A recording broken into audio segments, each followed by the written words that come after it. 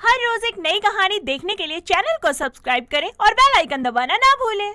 अमीन अपने दोस्त साहिल के साथ उसके घर बैठा ड्रिंक कर रहा था और पीते पीते वो 4 बोतल चढ़ाकर फुल टाइट हो जाता है और साहिल के कंधों पर हाथ रखकर बोलता है, भाई मेरे, तूने मेरे लिए सगे भाई से भी बढ़ के है। तेरे कोई दिक्कत हुई ना कदे भी तेरे कोई परेशानी हुई, एक बार बोल दिए भाई, माथा के बीच में गोली मारूंगा इसकी पहन के। अरे रोक दे मित्र, मेरे ख्याल से ज्यादा नहीं पीनी चाहिए। इब्बे तो हमें होश है, कहीं बाद में होश नहीं रहा तो क्या करेंगे। रे तेरा भाई फुल होश में है यार, मेरा ना चढ़ती है देसी भी लेती की में भी। तेरा भाई मरने के लिए नहीं पीता, पीने के लिए मरता है। ना भाई ना, चल आज मैं तने स्कूटी से घर छोड़ देता हूँ। इतना कहकर साहिल अमीन को अपनी स्कूटी पर बैठा लेता है। नशे में धुत दोनों टेढ़ी मेढ़ी स्कूटी चलाने लगते हैं। तभी सामने से एक खंबा देखकर अमीन साहिल से बोलता है, रोक दे मित्र, साहिल आज तू स्कूटी रोक दे, आज मैं इसकी सारी अकड़ काटूंगा। अरे भाई किसकी? भाई इस खंबे की, यो साला रोज की रोज मेरे रास्ते में आके अकड़ जाएगा, मेरा आगे अकड़ेगा यो, आज इसने जड़ से खत्म कर दूंगा। रोक दे तू मित्र। अरे भाई जज्बाती नहीं बनते, छोड़, खड़ा रहने दे इन्हें लग गया है यो खड़ा रहोगा तो हम यहाँ से जा नहीं सकते। अरे हम जाएंगे, जरूर जाएंगे, तू देख अपने भाई का दिमाग। इतना बोलकर दोनों वापस से स्कूटी पर बैठ जाते हैं और साहिल खंबे के पास से स्कूटी लेकर जाता है और बोलता है, देख क्या रहे तेरे भाई का दिमाग। अरे भाई लव यू से तने। अपनी बकवास बातें करते करते दोनों अमीन के घर पहुंच जाते हैं और साहिल भी अमीन के साथ ही उसके घर पर रुकता है। अगली सुबह जैसे ही दोनों उठते हैं तो दोनों का सर जोर से घूमने लगता है। तभी अमीन बोलता है, भाई सर जमानू ब्रह्मांड की तरह घूमने लाग रहा है भाई। हाँ यार, रात ने ज्यादा ही पी ली, अब भी बदबू आ रही है मुँह ते। अरे छोड़ देने तू, शेरा के मुंह से तो बदबू आया ही करे। तू रेडी हो जा, कॉलेज जाना है, चल चल मेरे यार। इतना कहकर वो दोनों रेडी होते हैं और कॉलेज के लिए निकल जाते हैं। जहाँ जाकर उन्हें पता चलता है कि इस बार कॉलेज की तरफ से मेला लगाया जा रहा है, जिसमें कई तरह के झूले और एथनिक चीजें दिखाई जाएंगी। दोनों ये बात सुनकर बहुत खुश होते हैं। सब स्टूडेंट्स इसकी तैयारियों में लग जाते हैं और आखिरकार मेले का दिन आ जाता है, जहाँ तरह तरह के झूले और चीजों के स्टॉल लगाए जाते हैं। साहिल अमीन के पास हाथों में 2 टिकट लिए आता है और बोलता है, अमीन भाई वो देख, यो के ले आया खसम। भाई वो देख जो इंटाला झूला, उसकी टिकट है यो, दोनों बैठेंगे उस पे, रील बनाएंगे अपनी अपनी। ठीक है भाई चाल फिर, लेकिन मैंने डर बहुत लगा यार इन झूला से। जिसके बाद दोनों झूले में बैठ जाते हैं और जैसे ही झूला चलना शुरू होता है, अमीन के हाव भाव ही बदलने लगते हैं और वो जोर से चिल्लाने लगता है, साहिल मेरे भाई रुकवा दे, बस दिक्कत होगी मेरे, बस रुकवा दे। ओए क्या हो गया, क्यों चिल्ला रहा है? बस भाई रोक दे मित्र, उल्टी आ गई मेरे, दिक्कत होगी बस मेरा, तेरी बेटी का, रोक दे मित्र। अरे भाई क्या हो गया, देख मैं रील बना रहा हूँ, हंस कैमरे में देख के। सारे कुत्ते तने रील की पड़ी है, पूरे उल्टी टट्टी सारे बाहर आने हो रहे हैं मेरे। अरे रोक दे, अरे रोक दे मित्र, अरे सुनता नहीं, रोक दे मित्र, अरे 50 रुपये फालतू ले ले मेरी सासू के, रोक दे। मेरा दिल मुंह में आ गया, साहिल मेरा दिल मुंह में आ गया, भाई भी नहीं बचता मैं, रोक दे मित्र। अमीन चिल्ला ही रहा होता है कि तभी झूला रुक जाता है और अमीन जल्दी से झूले से निकलकर झूले वाले की पिटाई करने लगता है और उसे मारते मारते बोलता है, सारे बेटी के पुप्पे, इतनी बार मंत्र देकर रोक दे मित्र, रोक दे मित्र, सुनता नहीं जमा भी है, गोल गोल घुमाए जान लग रहा है बांदर की डाल। तभी वहाँ साहिल आ जाता है और अमीन को वहाँ से दूर ले जाता है। वक्त बीतता जाता है और अमीन की शादी नेहा नाम की लड़की से हो जाती है। वैसे तो नेहा बहुत ही संस्कारी और घरेलू लड़की थी, पर उसे पीना और पिलाना दोनों का बड़ा ही हाई लेवल का शौक था। ऐसे ही एक रात जब सब सो रहे थे, तभी आधी रात को नेहा दबे पांव छत पर जाती है। फिर अपनी छुपी हुई ड्रिंक की बोतल बाहर निकालती है और सीधा बोतल के ही मुंह लगा लेती है। उसे ऐसा करते हुए अमीन देख लेता है जिसके बाद वो उसकी बोतल को पकड़ते हुए बोलता है। अरे रोक दे मित्र, तने नू पीता देख मेरे उड़ गया तितर। तो फिर आप भी उड़ जाओ। फुर्र। अरे नेहा, तू कद मेरे को पीने लागी? यो तो देसी दारू लागे है। पता है आपको, लगता है पुराने ग्राहक को खुशबू से ही पहचान लिया आइटम कौन सा है। और के, अब तू अकेले को नहीं पीवेगी, इब दोनों गेल पीवांगे। रुक, मैं इब चखनार नींबू लाऊं, डट जा। इतना कहकर अमीन जल्दी से नीचे जाता है और नमकीन और नींबू ले आता है। फिर दोनों पति पत्नी मिलकर बराबर का पैग लगाते हैं। ऐसे ही दोनों रोज रात को छत पर बैठकर महफिल सजाया करते थे। एक रात ऐसे ही पीने के बाद अमीन नेहा से बोलता है। अरे यार, घर की लिकड़ी हुई देसी दारू तो खत्म होगी, इब के करा? करना क्या है जी, और निकाल लेंगे। वो कुकर। ओ जी, मैं बहुत मास्टर हूँ। आप ना मुझे कल अपने दोस्त साहिल के घर ले जाना, बाकी सारी बात तो मैं वही बता दूंगी। नेहा की बात मानकर अमीन अगले ही दिन उसे साहिल के घर ले जाता है और उससे मिलवाता है। साहिल के मम्मी पापा गांव रहते थे और वो यहाँ अकेला ही रहता था। इसी बात का फायदा उठाते हुए वो उसके घर पर भट्टी लगाकर महुआ मीठा तैयार करती है, जिसके बाद तीनों बैठकर बराबर की ड्रिंक करते हैं। ऐसे ही एक दिन सब बैठकर पी रहे थे, तभी साहिल बोलता है। वाह भाभी, आप तो कमाल धमाल बवाल सब निकली, मजा ही मजा है ब्रो। अरे भाई, फिर लुगाई किसकी है? कमाल तो होगी ने। भाइयों, मेरी बात सुनो। नहीं नहीं, सॉरी साहिल, आप मेरे भाई हैं। अमिन, आप तो मेरे पति हैं। मैं अपनी इस घर की निकाली हुई आइटम को ना बेचना चाहती हूँ। अरे पैसे ही पैसे आएंगे, चांदी चांदी हो जाएगी हमारी। कैसा लगा मेरा आइडिया? ना ना ना, रोक दे मित्र, नू को नहीं करा, फंस जाएंगे हम।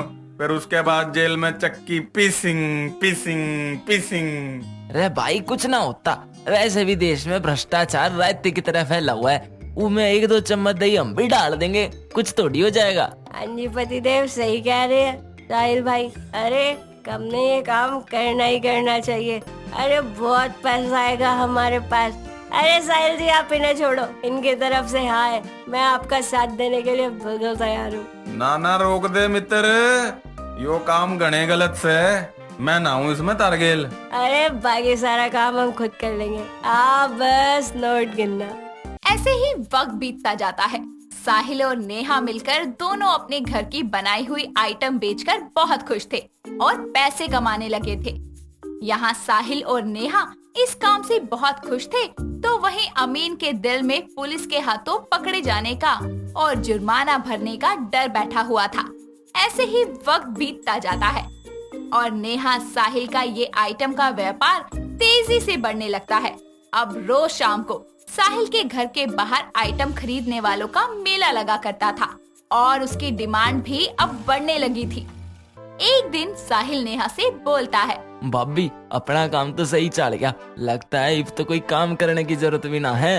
हाँ जी साहिल भैया, सही कह रहे हैं आप, अब तो हम करोड़पति बनेंगे। उन दोनों की बातें सुनकर अमीन मन ही मन में सोचता है। बैरो बाबा, ये दोनों के दोनों पैसे कमाने की धुन में जमा अंधे हो लिए हैं। इन्हें बेरा ही नहीं है के सही है के गलत है। बचा ले बाबा, अब तेरा आसरा है। ऐसे ही वक्त बीतता जाता है और अमीन को जिस बात का डर था वही होता है। पुलिस साहिल के घर पर रेड मारती है, जिसमें दोनों पकड़े जाते हैं और उन पर भारी जुर्माना लगाया जाता है। साथ ही पुलिस उनकी खूब पिटाई करती है, जिसके चलते जितना भी पैसा उन दोनों ने अब तक कमाया नहीं था, उससे ज्यादा उन्हें भरना पड़ता है। पुलिस के जाने के बाद दोनों अपने माथे पर हाथ रखकर बैठे होते हैं। तभी वहाँ अमीन आता है और बोलता है। क्या हुआ भाई, नू किस तरह बैठे हो? तारी भैंस खोल ली क्या किसी ने? अरे होना क्या था, पकड़े गए और पिट भी गए। अरे भाई, तू सही था, हमें ये सब नहीं करना चाहिए था। आज भाई सारी कमाई तो गई ही गई, साथ में पिटाई भी हुई। रे बड़ी जोर से डंडे मारे पुलिस वाले ने। अरे भाई, मैंने धरती पहले कहा था रोक दे मित्र, रोक दे मित्र, पर तुम दोनों ने मेरी एक ना सुनी। चलो, अब जो हो गया सो हो गया। आज के बाद अपन ना तो पीवांगे ना पियावांगे। जी ये सही कह रहे हैं। पीने पिलाने के चक्कर में हम तो बर्बाद ही हो गए। रोक दे मित्र, सही है, यही बोलकर अब दिल को समझा लिया करूंगा, पर पीऊंगा नहीं। ये करीना तो ना भाईचारे वाली बात। इस तरह नेहा, अमीन और साहिल तीनों रोक दे मित्र का पाठ पढ़ते हैं और खुद को पीने की आदत से मुक्त करते हैं। कुछ समय बाद साहिल के माता पिता भी उसकी शादी रेनू नाम की लड़की से तय कर देते हैं। अमीन और नेहा दोनों ही साहिल की शादी में जाते हैं, जहां दोनों दोस्त बैठे होते हैं। तभी उनकी नजर सामने वाले ड्रिंक के टेबल पर जाती है, जिसे देखकर साहिल बोलता है, ओ भाई ओए, वो देख आइटम। ना भाई ना, भूल गया के रोक दे मित्र। सुहानी अपनी बहन चित्रा के घर कुछ दिनों के लिए आई होती है। एक रात सुहानी अलग अलग तरीके का मुंह बनाकर सेल्फी ले रही होती है। वहीं पास में उसका जीजा विजेंद्र न्यूज़पेपर पढ़ रहा होता है। वो एक टक सुहानी को देखता तो दूसरी टक न्यूज़पेपर देखता। उसकी ये हरकत जैसे ही सुहानी देखती है, वैसे ही डर के मारे विजेंद्र सोफे पर से नीचे गिर जाता है। और ये नजारा देखकर सुहानी पागलों की तरह जोर जोर से हंसने लगती है और अपने जीजा को हाथ देकर उन्हें उठाती है, साथ ही बोलती है, क्या हुआ जीजा जी, आप गिर कैसे गए? अब अरे कुछ नहीं, वो सोफे के पीछे टेक लगाने का नहीं था ना, इसलिए गिर गया मैं। अच्छा जी। और बताओ सुहानी, बॉयफ्रेंड वगैरह है क्या तुम्हारा? अरे जीजू पूछे हुई मत, जहाँ से निकलूं ना लड़के जान छिड़कते हैं मुझ पर। फिर तो मेरा नंबर ही नहीं आएगा। वैसे मुझे कवारे लड़कों में कोई दिलचस्पी नहीं है, मुझे तो शादीशुदा लड़के पसंद हैं, आपकी तरह। वाह, अब तो रास्ता साफ है। क्या हुआ जीजू? मैं तुम्हें पसंद हूँ। हाँ, लेकिन क्या? मुझे ना आपकी ये टूथब्रश जैसी मूछें नहीं पसंद। ये तो मैंने इसलिए रखी है मूछें, जब तुम्हारी दीदी के गालों पर खुजली हो जाती है ना, तो इसी से खुजा देता हूँ। तुम्हें भी हो रही है क्या खुजली? तो बताओ। हाँ, और मेरे हाथ पर हो रही है। विजेंद्र अपने मूंछों से उसके हाथों पर खुजली करने लगता है। तभी वहाँ पर उसकी पत्नी चित्रा बेलन लेकर आ जाती है और विजेंद्र को बेलन से मारते हुए कहती है, ये क्या हो रहा है यहाँ? वो सुहानी के हाथ पर मच्छर ने काट दिया था, तो वही देख रहा था। आजकल आँखों से कम और हाथों से ज्यादा करने लग गए हो। क्या कर रहे थे मुंह लगाकर? सुहानी से पूछ लो, मैंने कुछ नहीं किया। सुहानी, तू अंदर जा, मेरी बहन से आशिकी कर रहे हो। कोई डर नहीं है क्या मेरा? मेरे होते हुए तुम्हारी इतनी हिम्मत? इतना बोलकर चित्रा विजेंद्र की बेलन से खूब पिटाई करती है। ऐसे ही कुछ दिन बाद चित्रा विजेंद्र से कहती है, अजी सुनते हो, कल हम शॉपिंग पे जाएंगे। शॉपिंग पर ऐसा क्या लेना है तुम्हें? अरे मुझे और मेरी बहन को कुछ जरूरी सामान लेना है।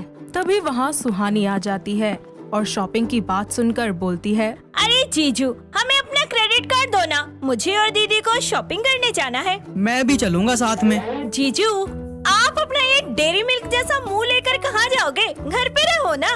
डेयरी मिल्क सा मुंह? I mean, कलर तो वैसा ही है ना, डार्क सा। इसका जवाब तुम्हें खुद मिलेगा एक दिन। सभी लोग शॉपिंग पर जाते हैं, वहाँ से बहुत सारी खरीदारी करते हैं। तभी चित्रा अपने पति के लिए शर्ट देखती है तो सुहानी से बोलती है, सुहानी, जरा बताना तेरे जीजू पे कौन सी शर्ट अच्छी लगेगी? यार, बहुत सोचना पड़ेगा अब तो। अरे इतना भी मुश्किल काम नहीं है पागल। I know दी, बट जीजू तो बहुत ही ज्यादा काले हैं, इसीलिए टाइम तो लगेगा ही ना।